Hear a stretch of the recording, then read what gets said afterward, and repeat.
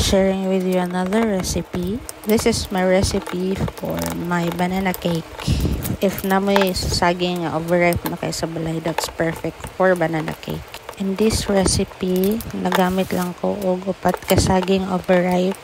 Kanang more na siya magitom-itom ang panit mo na best nga gamiton kay mas sumot ug mas lami ang imuhang banana cake. Dugmo ko lang na gamit ang tinidor.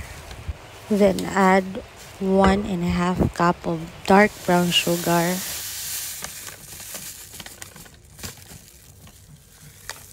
Then mixed it using a wire whisk.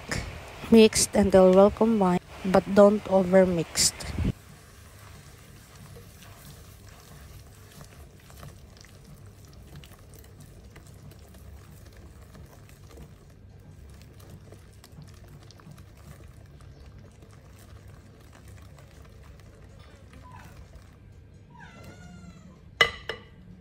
After mixing, you can add 2 eggs.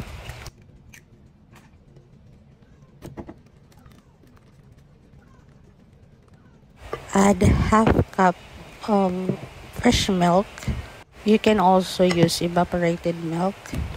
Mag-add sad og half cup of oil, but use canola oil or kanang oil nga dili mo solidify kung ibutang sa ref, para if inyo ibutang inyo ang cake sa ref, dili pod siya mugahi.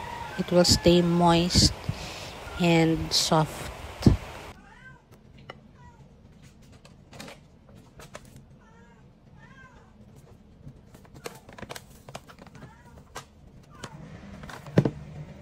After adding the oil, pwede na mag-add og 2 cups of all-purpose flour. If you have spatula, mo na mas best gamiton.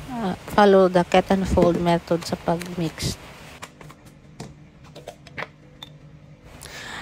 Add 2 teaspoon of baking powder and 2 teaspoon of baking soda. Then, carefully mix the batter, but do not overmix. If ma-overmix siya, mabagsak ang tubo sa cake. Kay more naka-accumulate mas, the more you mix mong good, the more air ang nasa batter, so no more siya mabagsak. So dapat you have to be careful in mixing. Stop mixing if you don't see na any lumps.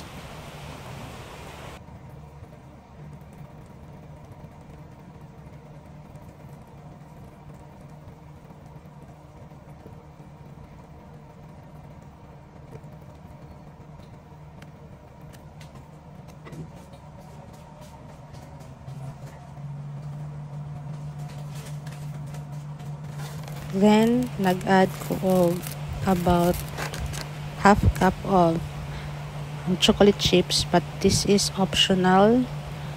Pwede ra nagwala. Nag-add lang ko kay nakoy sobra sa ref.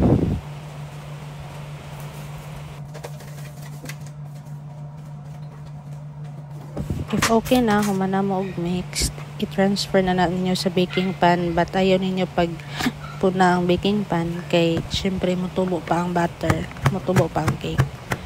So dapat na siya space. Tap the baking pan at least 3 times to release the air bubbles. For the toppings, pwede mo mag-add og toppings, pwede po dili na magbutang og toppings. If you want to put toppings, you can put any type of nuts depending on your liking. So sa akong recipe, nagputang ko different types of nuts kana mix na daan nga readily available na sa supermarket. Then i-toast lang na mo siya, i-coat nimo siya og all-purpose flour para lang dili siya mulubog ato sa ilang, para magstay siya sa ibabaw sa butter sa cake.